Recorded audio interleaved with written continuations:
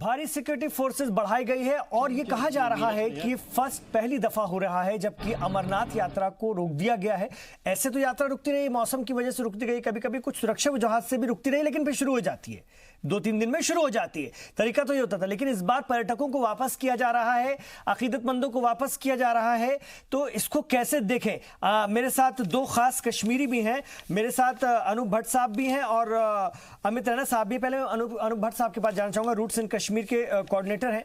अनूप भट्ट साहब, ये क्या कुछ बहुत वाकई अनोखा हो रहा है क्या, जिसका डर शिलवाटी साहब को भी है, जो बार बार कह रहे हैं कि ना कहते हुए कह रहे हैं कुछ बड़ा होने वाला, जबकि ना हुकूमत ने कहा ना कोई सीधे तौर पर ऐसी बात कह रहा है। क्या वाकई कुछ बड़ा होने वाला है क्या?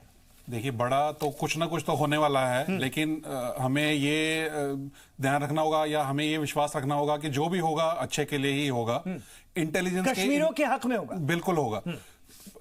जब पुलवामा पे हमला हुआ था तब हमने बोला था क्या हमारी सिक्योरिटी एजेंसीज या इंटेलिजेंस एजेंसी सो रही थी क्या? इस बार जब सिक्योरिटी एजेंसीज और इंटेलिजेंस एजेंसीज ने प्रोएक्टिव मेजर्स लिए, ये यात्रा को शायद ये रोका गया और आईईडीज मिले रास्ते में, स्नाइपर गन्स थी, जो आर्मी है उसको बढ़ाया गया, तो प्रोएक्टिव मेजर्स लिए गए ताकि यात्रियों को या वहां की आवाम को कोई भी हानि ना हो इस बारे में जी। और जो सेना बढ़ाई जा रही है तो वहां की आवाम को निश्चिंत रहना चाहिए कि उनकी भलाई के लिए ही है। जैसे कि मैं एक बात का जिक्र यहां करना चाहूंगा कि हमारा वहां पे घर था, वहां पर उस घर में आर्मी रहती थी, तो वो जितना हम देखरेख करते थे अपने मकान का, उससे ज्यादा वो उस घर का देखरेख करती थी। लेकिन बाद में उमर साहब की गवर्नमेंट आई और उन्होंने ये फैसला लिया कि जो रिहायशी इलाके हैं वहां से आर्मी को हटाया जाएगा। आर्मी ने इसका विरोध किया था कि इससे मिलिटेंसी को इजाफा होगा, बट उन्होंने आर्मी को हटा दिया और उसके बाद से हमारा जो मकान है उसकी बहुत जर्जर हालत हो गई है अब। जी बिल्कुल, हम आपके दर्द को, आपकी परेशानी को समझ सकते हैं, इसलिए मैं हमेशा कश्मीरी पंडितों को अपने साथ रख रहा हूं इस चर्चा में। उनकी इस दुर्गत का जिम्मेदार कौन? आज उनको हिंदुस्तान में दर दर भटकना पड़ रहा है, अपने घर बार को किन हालात में वो छोड़कर निकले थे। और ऐसा नहीं कि वहां के मुसलमानों ने उन्हें रोका नहीं था, रोकने की कोशिश की थी, बार बार की थी, लेकिन कौन से वो हालात बना दिए गए थे जिसके कारण खौफजदा होकर उन्हें वहां से निकलना पड़ा? उस खौफ की वजह क्या थी, ये भी हम अगले कुछ दिनों में लगातार समझने की कोशिश करेंगे। बिना कश्मीरी पंडितों का जिक्र किए मुसलमानों का सिर्फ वादी नहीं हो सकती। उसमें जब सब कहते हैं कि वो सबकी है, तो फिर कश्मीरी पंडितों को वापस वहां पर क्यों नहीं जाना चाहिए और उनके लिए क्या हो रहा है, इस पर भी बात होनी चाहिए। अब मैं आता हूं अमित रैना, ये आपके साथ अमित रैना जी। अमित रैना जी, ये खुद कह रहे हैं अनूप जी की कुछ बड़ा होने वाला है, शिलवाटी साहब कह रहे हैं कुछ बड़ा होने वाला है, आप भी क्या यही बात मानते? कुछ बड़ा किस सेंस में? कुछ तो मुझे इशारे दीजिए आप लोग, जितना मुझे तो नहीं समझ में आ रहा कि कुछ बड़ा होने वाला है। अब आप तीनों कश्मीरी हैं, आप बताइए क्या बड़ा होने वाला है? देखिए, आप इसको पूरे पर्सपेक्टिव में देखिए और इंटरनेशनल पर्सपेक्टिव में देखिए। ये अभी जो मेजर्स गवर्नमेंट ले रही है, अभी इमरान खान साहब पाकिस्तान की तरफ से काफी लो सपोर्ट चल रहा था टेररिज्म को लेकर, खासकर कश्मीर में जो आतंकवाद फैलाते हैं। इंटरनेशनल प्रेशर था उन पे, यूएस का प्रेशर था, एफएटीएफ का प्रेशर था। इमरान खान साहब जाते हैं यूनाइटेड स्टेट्स, वहाँ वो अमेरिका का सपोर्ट लेके आते हैं, क्योंकि अमेरिका को आज ज़रूरत है पाकिस्तान की तालिबान को कंट्रोल करने के लिए, अफगानिस्तान के लिए। साथ साथ ट्रंप साहब स्टेटमेंट भी देते हैं कि वो कश्मीर में मध्यस्थता करने को तैयार हैं। तो कहीं ना कहीं पाकिस्तान को लग रहा है कि आज कश्मीर में वो फिर से उसको रिवाइव करें ताकि इंटरनेशनल प्रेशर आए और वो अपना इन्वॉल्वमेंट बढ़ाना चाहते हैं। और उसके बाद जो इंटेलिजेंस इनपुट्स आए हैं वो इमरान खान के वापस आने के बाद आए हैं पाकिस्तान की, कुछ ना कुछ बड़ा होने वाला है। अब और ये आज की ब्रीफिंग नहीं है, ये 3 दिन पहले जब पहले 100 कंपनीज मूव करी गई थी तो मिनिस्ट्री ऑफ होम अफेयर्स का स्टेटमेंट आ चुका था कि हमारे पास इंटेलिजेंस इनपुट्स हैं कि एक मेजर अटैक होने वाला है और हम उसको रोकने का प्रयास कर रहे हैं। उसके बाद जरूर आप इंटेलिजेंस इनपुट इतनी स्पेसिफिक नहीं होती है कि कहाँ पे अटैक होने वाला है, कि 4 बजे होगा, लाल चौक में होगा, रेजिडेंसी, तो आपको बस एक ब्रॉड इंटेलिजेंस स्पेसिफिक आती है कि इंटेलिजेंस होने वाला और इस एरिया में हो सकता है। उसके बाद जो आर्मी स्कैनिंग करती है, जम्मू कश्मीर पुलिस स्कैनिंग करती है, तो उनको आईईडी के ये मिलते हैं, उनको स्नाइपर गन्स मिलते हैं और इंटेलिजेंस इनपुट आ रही हैं कि अटैक हो सकता है। तो आज पाकिस्तान वापस सक्रिय हो रहा है और इस इशू को और इंटरनेशनलाइज करने के लिए उनकी तरफ से प्रयास हो सकता है कि कुछ ना कुछ बड़ा हो। तो मेरे हिसाब से जो कुछ ना कुछ बड़ा होने वाले का प्रयास किया जा रहा है वो पाकिस्तान से किया जा रहा है। और आज भारत सरकार, जैसा अनूप जी ने बिल्कुल सही कहा, कि आज प्रोएक्टिवली मेजर ले रही है कि हमारे नागरिकों के जानो माल सेफ रहे। आज यात्री जो कश्मीर में, वो हमारा मेहमान है और सबसे पहले हमारा फर्ज है कि हमारा मेहमान सेफ रहे, हमारे मेहमान को कोई क्षति ना आए। और उस चक्कर में आज एडवाइजरी निकाली है गवर्नमेंट ने, क्योंकि जब तक आप पूरे थ्रेट को न्यूट्रलाइज नहीं करेंगे तब तक वो सेफ नहीं होगा। नहीं तो कोई सरकार नहीं चाहती कि अमरनाथ यात्रा रुके। इसके अलावा अमरनाथ यात्रा और जो इस बार रक्षाबंधन है, जो फाइनल डे होता है अमरनाथ यात्रा का, जिसे श्रवण पूर्णिमा भी कहते हैं, वो कोइंसाइड कर रहे हैं। और 15 अगस्त को लेकर कुछ ना कुछ पाकिस्तान का प्रयास रहेगा कुछ ना कुछ करने का। तो और इस समय सब इतने लाखों की तादाद में यात्री हैं कश्मीर में, तो एक इजी टारगेट बन जाते हैं और गवर्नमेंट के लिए मुश्किल हो जाता है वो मैनेज करना। तो एक एडवाइजरी मेरे हिसाब से उसलिए आई है कि लोग सेफ रहें और वो थ्रेट को न्यूट्रलाइज कर सकें। शेख कवामुद्दीन सिलवाटी जी, देखिए कुछ बड़ा पाकिस्तान की तरफ से होने वाला है। ऐसे में हमारी सरकार अगर कुछ इजाफी पहले से उसमें उसको लेकर के खदशात को लेकर चल रही है और उसको लेकर अपना काम कर रही है, तो फिर उसमें जम्मू कश्मीर की आवाम को डराने की जरूरत क्या है? कुछ लोगों को आवाम तो खुद सेफ महसूस करती होगी, लेकिन डराने वाले जिस तरह से एग्रेसिव हो जाते हैं, उनका क्या डर है, ये मुझे आप बताइए। मैं बताता हूँ। यात्रा जो हर साल चलती है, पिछले 30 वर्षों के दौरान कितने सारे वाक़ात हुए रियासत जम्मू कश्मीर, खासकर वादी कश्मीर में। वो ऐसा 2017 में ये तो हमेशा होते जा रहे हैं। इसमें 1000 लोग मारे गए, फौज भी, मिलिटेंट्स भी, आम लोग भी, खास लोग भी, बहुत सारे लोग मारे गए। आज तक कितनी बार मैं आपसे कहता हूं कि कितने यात्री आज तक मारे गए इस दौरान? 2017 में ही 2017 में 5 मारे गए, 2000 में 31 मारे गए, तकरीबन 2000 से 2018 के बीच 105 यात्री मारे जा चुके हैं। और हम वेट नहीं करेंगे कि हमारा पुराना नंबर कब ये कोई रिकॉर्ड नहीं बन रहा है। इसी बात के लिए मैं आपसे कह रहा हूं कि अगर कभी कभी मारे गए, लेकिन अचानक इतने यात्रियों को वापस बुलाया जा रहा है कि आज 15 रोज अभी यात्रा के बाकी थे, पिलग्रिमेज पर थे, एक सही जज्बे के साथ आ रहे हैं वो लोग, इनको वापस बुलाया जा रहा है। नंबर 1। नंबर 2, यात्री ये जो टूरिस्ट्स हैं, टूरिस्ट के आने पर यहाँ की जो बैकबोन है ये इंडस्ट्री की, यहाँ टूरिज्म इंडस्ट्री, या टूरिस्ट को वापस जाने के लिए कहा गया। इन बातों से तो जरूरी तो सर आप ये चाहते हैं कि पाकिस्तान की किसी हरकत का टूरिस्ट शिकार हो जाए, ताकि हमेशा के लिए आपके टूरिज्म को बड़ा नुकसान हो जाए? पाकिस्तान जब अगर पाकिस्तान हरकत, लिसन मी माय डियर, अगर पाकिस्तान हरकत करने वाला है, पाकिस्तान हरकत करे तो उनको हिंदुस्तान जवाब देगा। तो उसके लिए तो बुलाया है हिंदुस्तान तो हमेशा दवाएंगे लोगों की। आप कैसी बात कर रहे हैं? अगर आज एक यात्री, एक टूरिस्ट मारा जाता है तो उसका इंपैक्ट आज 10 दिन के ब्लॉकेड से ज्यादा अच्छा है। अगर 10 दिन के लिए हम यात्री को बोलते हैं ना आए, वो ज्यादा अच्छा है कि आज कल यात्री सोचे कि कश्मीर में जान गंवाऊंगा। आप यात्री को वापस ले रहे हैं, यात्री को सेफ रख रहे हैं। लिसन मी सर, आप यात्री को वापस बुला रहे हैं। यात्री भी आप ही कहते हैं कि यात्री भी अपने हैं, कश्मीरी भी अपने हैं, सारे लोग अपने हैं। अगर आप वापस उनको ले रहे हैं और कश्मीरी को यहाँ क्या मारने जा रहे हैं? फिर हमला करेगा तो कश्मीर मारेगा। किसने हमारे दोस्त हैं यात्री, हमारे भाई हैं आपसे। ये कौन कह रहा है वहां पर कश्मीरियों को मारने के लिए फौज आ रही है? जब फौज हमारी सेफ्टी के लिए है, तो यात्रियों की भी के लिए वो सेफ्टी पर यहाँ है। देखिए समझ, अब इसको मैं ऐसे सुनिए, मैं आपकी बात को और एक मुलम्बा जो मैं सुबह से सुन रहा हूं और लगातार पढ़ रहा हूं, यासिर जिलानी साहब आप जवाब दीजिएगा, उसको दूसरे ढंग से भी कई लोग पेश कर रहे हैं कि आप हिंदू यात्रियों को तो वहां से हटा रहे हैं इस वक्त और मुसलमानों को छोड़ दे रहे हैं फौज के भरोसे, क्योंकि मुसलमानों को यह कहकर डराया जा रहा है वहां पर कि मुसलमानों का तो इंतजाम फौज कर ही देगी ठीक से, हिंदू यात्रियों को वहां से हटा लो, उनको बचाना है। ऐसा है क्या? ये प्रोपेगेंडा कर रहा जा रहा है। ये जो बात नहीं कह पा रहे थे, या शायद आपका मंतव्य, मैंने आप पे इल्जाम लगा रहा हूं, लेकिन सुबह से मैं सुन रहा हूं बहुत सारे कश्मीरी जो लोग हैं अपने आप को सो कॉल्ड कारकुनान वहां के बताते हैं, बुद्धिजीवी बताते हैं, वो सब कह रहे हैं बातें। जी देखिए, लास्ट हथकंडा है इन लोगों का विक्टिम अपने आप को प्ले करने का।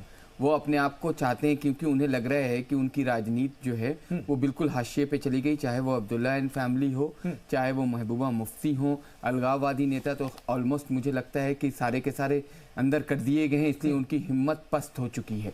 अब उन्हें लगता है कि जो कश्मीरी अवाम है, आप देख रहे हैं कि जिस तरह से ट्वीट आ रहा है, मैंने पहले भी जिक्र किया था एक लड़की सफीना का जो आया है, आज एक अकमल भट्ट करके मैंने उसका देखा है कि उसने उन जैसे यंग लड़के 18 साल 19 साल के, वो कहते हैं कि मैं पूरे वादी में तिरंगा फहराना चाहते हैं, हम जनगढ़ का गान करना चाहते हैं, हम भारत के साथ हमारी मातृभूमि है उसको सलाम करना चाहते हैं। इन लोगों को कैसे पसंद आएगी? इनकी जो पूरी राजनीति है इसी पे तो मैसर है, इसी पे डिपेंड करते हैं ये लोग। और अब ये राजनीति उनके हाथ से निकल रही है, और निकलना इसलिए ज़रूरी है कि इस वक्त जो बदलते भारत और बढ़ते भारत में कश्मीर का मसला है, वो मुझे लगता है कि खात्मे के किनारे जाके खड़ा हुआ है। बस उसमें फैसला लेना है कश्मीरियों को, कश्मीरी भाइयों को। मैं बार बार कह रहा हूं कि हमारा मकसद है कश्मीरियत, जमहूरियत और कश्मीर के अंदर की इंसानियत को बरकरार रखना। हमारी रिवायत जो कश्मीर की है उसको जो इतने सालों से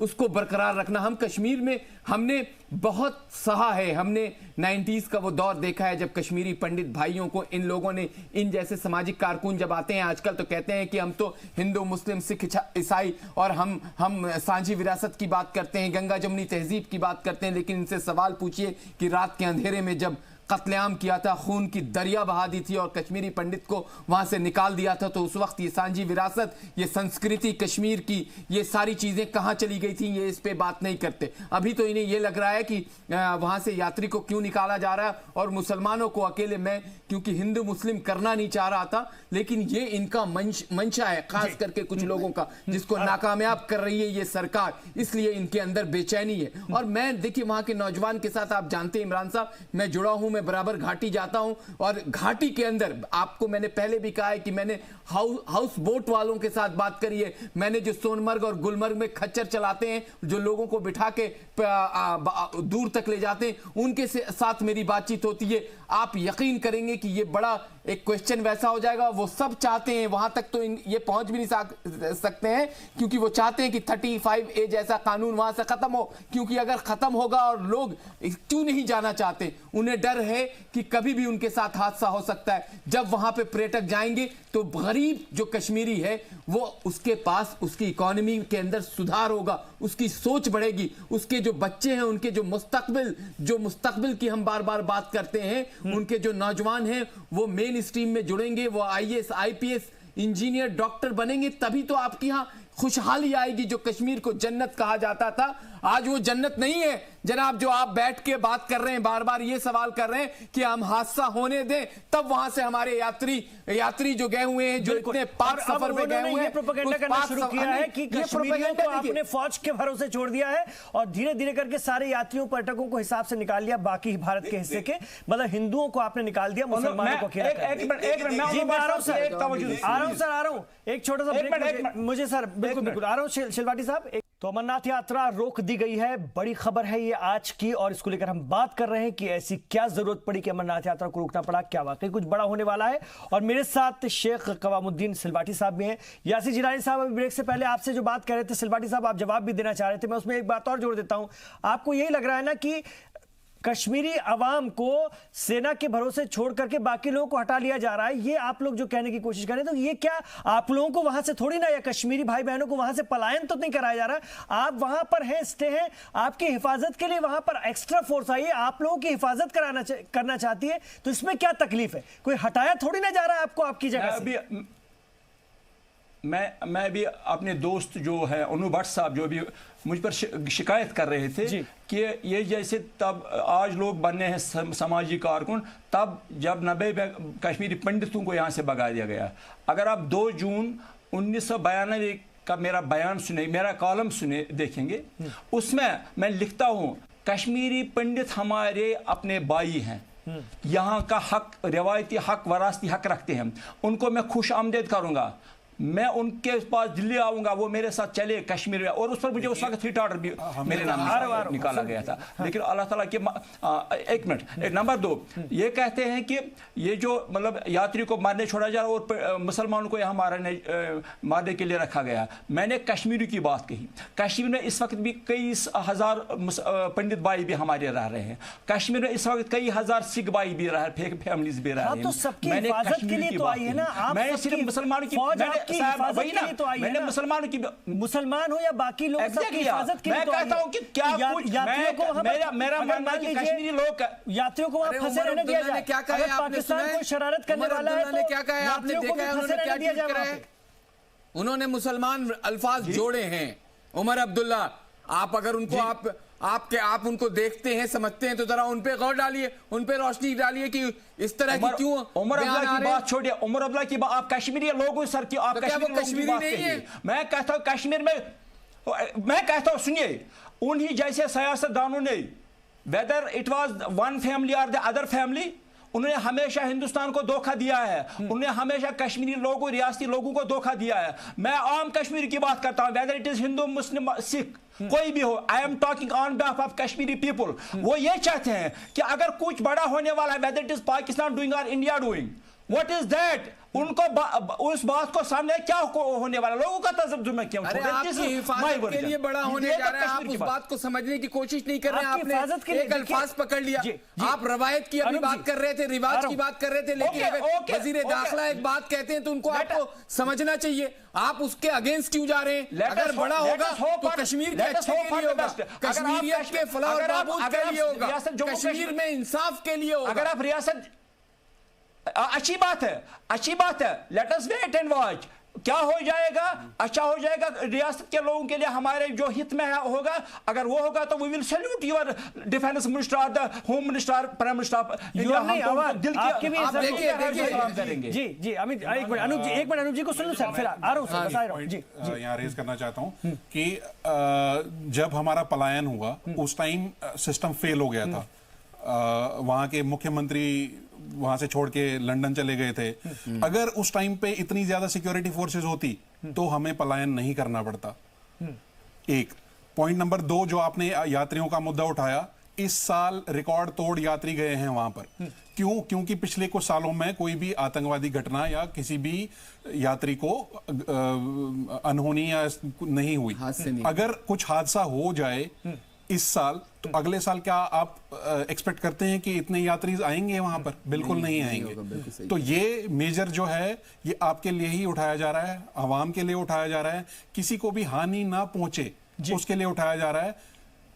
हमें मतलब खुश रहना चाहिए कि इतनी सारी सिक्योरिटी फोर्सेस हमारे बचाव के लिए हैं वहां पर। बिल्कुल, आपको पाकिस्तान की शरारत की फिक्र करना चाहिए और उनकी हरकत को देखना चाहिए कि वो क्या कर डाले। इसलिए अगर इजाफी फोर्स वहां पर आ रही है तो कश्मीरियों को, तो मैं सबकी बात कर रहा हूं, हिंदू, मुस्लिम, सिख, ईसाई, जो आप खुद कह रहे हैं कि बहुत सारे कश्मीरी पंडित अभी भी वहां पर हैं, तो वो सबके लिए आ रही है, सबको बचाए रखने के लिए, सबको बनाए रखने के लिए आ रही है। अब मैं आ रहा हूं संतपाल जी आपके पास। जी सर, मैं आपके माध्यम से पूरे देश को बताना चाहता हूं कि मैं कश्मीर में रहा हूं और जो हम इस आवाम को, देश और सेना हमेशा तत्पर रहती है इनकी सेवा के लिए। मैं एग्जांपल देना चाहता हूं। नंबर 1, गुडविल स्कूल चलाए हुए हैं, आपके बच्चों का भविष्य अच्छा बनाया। आज फौज के अंदर भी अफसर है और सिविल के अंदर भी अफसर है।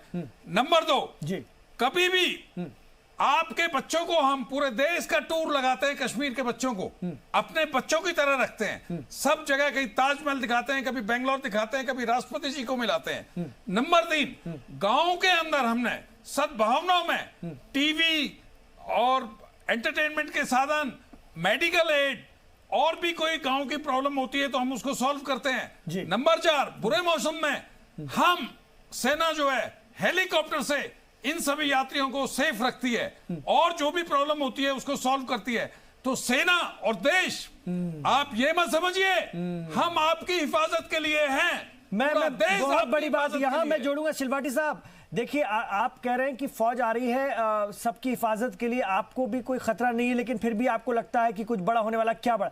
जब 2013 का दौर आया था वो, तब इसी सेना ने, इसी आर्मी ने इजाफी आकर के अपनी पीठों पर आप लोगों को लिया था, आपके लिए पुल बन गए थे, अपनी पीठ को पुल बनाकर कितने कश्मीरियों की जान बचाई थी। तब क्या कश्मीरियों को खदशा हुआ था कि हाय इतनी इजाफी फोर्स क्यों आ रही है 2013 में? तब क्या किसी ने कहा था इस बात को? हमें देखना पड़ेगा कि हिंदुस्तानी हुकूमत ने और हिंदुस्तानी फौज ने हमारे लिए क्या नहीं किया है। तो अगर वो बढ़ रही है वहां पर, तो उसमें आम कश्मीरियों को डरने की तो जरूरत नहीं है, और वो डर भी नहीं रहा है। डरना वहां की सियासी जमातों को है, जिनकी राजनीति इस पर डिपेंड है, डरना वहां के अलगाववादी पसंदों को है, डरना पाकिस्तान पर टेररिस्टों को है। आम आवाम को डराने की जरूरत क्या है सर? मैं एक चीज और जोड़ दूं, सेना 24 घंटे जगती है, और ये इनको ये सोएं इसलिए जगती है, वो कश्मीर के अंदर इतनी हिफाजत करती है। फिर आप इस तरह के रवैया अगर रखेंगे तो आप पे शक होगा सिलावटी साहब। आप जैसे लोगों को तो थोड़ा बिना बायस हुए अपनी बात को कहना चाहिए। आप तो मुखर होकर कश्मीर में बात करते हैं, तो आप अपने नौजवानों को मैसेज दीजिए कि इन चंद अलगाववादी नेता और चंद जो पॉलिटिकल लीडर हैं जिन्होंने आपके मुस्तकबिल को खराब किया है, उन्होंने कभी आपके फलाह और बहबूद के लिए कोई एक काम करा हो तो बताइए। कश्मीरियत के लिए अगर एक काम इन दोनों लीडरों ने किया है तो आप बताएं। तो आप जैसे लोगों को इस वक्त पॉजिटिव मैसेज देना चाहिए, जो समाज को और आपके कश्मीरी युवा को लगे और वो मेन स्ट्रीम की तरफ अपने आप चलाए। मैं बताता हूं, प्लीज लिसन टू मी। देखिए, पहले मैं इंडियन आर्मी की बात करूंगा। पिछले दिनों 3 बच्चे डूब गए रिवर जाहली में, और इंडियन आर्मी ही थी जिन्होंने उन बच्चों को बचा दिया। और मैं था, सब लोग वहां थे, मैं दिन रात इंडियन आर्मी के साथ था, वहां नेवी के साथ था, जो डाइवर्स थे नेवी के, उनके साथ था। और मैंने उनको वहां मीडिया के जरिए भी, वहां भी उनके साथ चाय पी, चाय मंगाई और उनको खाना के लिए बोला, और आई salute them.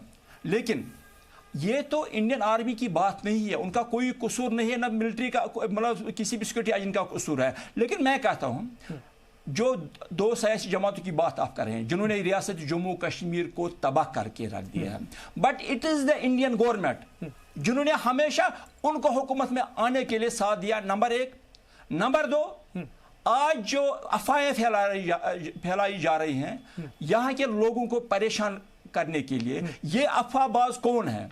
It is the duty, professional and moral duty of the home minister of India, home minister of state governance, honourable governor साहब की जो ये हम होम मिनिस्ट्री है, उनका काम है कि इन अफवाहबाजों को, अगर आपके कहने के मुताबिक ये यही सियासी जमातें करा रही हैं, अगर इन सियासी जमातों के खिलाफ NIA का कोई रेड चल रहा होगा, अगर उन्होंने कुछ गलत किया, let them get the punishment as per the law, number 1। Number 2, अगर वो ये अफवाहबाज हैं, उन अफवाहबाजों को यहाँ की हुकूमत, यहाँ मरकजी हुकूमत में बैठे लोग, यहाँ के हुकूमत में बैठे लोग अगर इन अफवाहों को उड़ा रहे हैं, उन अफवाहबाजों को कैद करने में या उनके खिलाफ कानूनी कार्रवाई करने में आज तक जितने दिनों से ये बात चल रही है, कौन है इसके लिए जिम्मेदार? उनके खिलाफ आज तक क्या कुछ कार्रवाई की गई है? ये मेरा सवाल है। लेकिन ये भी तो आप बोलिए कि पाकिस्तान जो प्रोपेगेंडा करता है, ब्रेन वॉश करने की कोशिश करता है, दिन और रात वो एक लगाए हुए रहता है, उस पर भी तो 2 शब्द कहिए।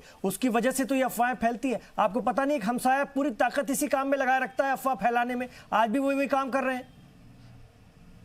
ये तो मेरी बदकिस्मती है, यहाँ हिंदुस्तान और पाकिस्तान के लोगों की बदकिस्मती है, जम्मू कश्मीर के लोगों की बदकिस्मती है। फिर आपने 3 अलग-अलग किया। आप बोलिए ना, हिंदुस्तान के लोगों की बदकिस्मती, ऐसा बोलिए। आप जम्मू कश्मीर को अलग क्यों समझते हैं? वही ना मैं तो हमारे ये तो इंडियन एडमिनिस्ट्रेटेड कश्मीर है, तो हम तो इस वक्त हिंदुस्तान के साथ है। जब तक प्लेबिसाइड होगा तो हम हिंदुस्तान के साथ है। हम तो इसकी बात, मैं तो इलेक्शन भी लड़ चुका हूं, मैं क्यों बोलूंगा हिंदुस्तान अलग? हम तो इंडियन एडमिनिस्ट्रेटेड कश्मीर में है, और ये तो हम कहां नकार सकते हैं। मैं कहता हूं कि मतलब सारे लोगों की बात किसमें, लेकिन स्पेशल स्टेटस तो जम्मू कश्मीर को है ना, इसलिए मैं पर्टिकुलरली जम्मू कश्मीर के लोगों की बात कर रहा हूं। तो ये बदकिस्मती आम लोगों की कि यहाँ के हुक्मरानों ने हमेशा एक दूसरे के खिलाफ चाहे सही प्रोपेगेंडा किया या गलत प्रोपेगेंडा किया, but sufferers are the we people, whether it is Hindu, Muslim और सिख, जो कि कश्मीरी लोग हैं, रियासत जम्मू कश्मीर लोग, वे आर द सफरर्स। इस पर आप यहाँ के लोगों पर रहम करें, कोई ऐसा सोल्यूशन सोचे ताकि आइंदा इन अफवाहों के भी मतलब इन पर भी भरोसा न किया जाए। और लेकिन इतना तो शेखावती साहब आपको अब समझना होगा, सिलवटी साहब आई एम शिलवती। जी मैं माफी चाहता हूं, हो सकता है मैं कुछ थोड़ा गलत आपका नाम ले पा रहा हूं, माफी चाहता हूं, लेकिन सर आई एम शेख कवामुद्दीन शिलवती। जी माफी के साथ शेख कवामुद्दीन साहब, मैं ये कहना चाह रहा हूं कि अब हमें ये भी तो सोचना चाहिए कि दौर बदल चुका है, ये मोदी दौर है, और वो चीजें अलग थी जो 70 साल पुरानी की उस हुकूमत की आप बात कर रहे हैं जिन्होंने किया। अब चीजें बदलेंगी सर, वो दौर नहीं है, और उस तरह से अब आप लोगों को भी अब सोचना छोड़ देना चाहिए। अब चीजें बदल रही सर। जी जल्दी से इमरान जी, जिस सोल्यूशन की ये बात कर रहे हैं, क्या पता है ये जो बड़ा होने वाला ये उसी सोल्यूशन की तरफ बढ़ता हुआ एक कदम हो। बेशक इसमें कोई शक नहीं, हो भी सकता है। Let us hope it should be in the betterment of the state people. बहुत अच्छा Let us hope for that. हमारे दोनों कश्मीर, चाहे सिलवाटी साहब हो, चाहे भट्ट साहब हो, दोनों कश्मीरी अगर ये पॉजिटिव बात करें तो इससे अच्छी और बात, मतलब कहीं ना कहीं मोदी दौर पर, मोदी युग पर उन्हें थोड़ा तो एतबार है ना कि अगर कुछ होगा तो हमारी भलाई के लिए ही होगा। पहले तो एक खदशा होता था कि क्या हो जाएगा, अब ये है कम से कम कि जो भी होगा हमारी भलाई के लिए होगा। और ये भी मैं जोड़ देना चाहता हूं कि अगर होगा इसी समय हो सकता है, इसके बाद शायद बहुत ही मुश्किल होगा एक अगला कदम लेना। ठीक है सर, बहुत बहुत शुक्रिया आप तमाम लोगों का इस चर्चा में शामिल होने के लिए। हम कश्मीर को पकड़े हुए हैं, हम रोज कश्मीर पर बात करेंगे। आज तो ये मामला हो गया, चूंकि इस पर हमने ज्यादा फोकस किया, फिर हम कल लौटेंगे तो बहुत सारी बातों पर करेंगे कि कैसे वहां की तरक्की रोकी गई, कैसे वहां पर इतना पैसा दिया गया और वो कहां गायब होता चला गया, कैसे दो सियासी जमातों ने खानदानों का एक पूरा मरकज बना लिया कश्मीर को, और भी बहुत सारी चीजें। मैं तो कल आपको पूरी लिस्ट भी बताया था, उस पर बात करेंगे।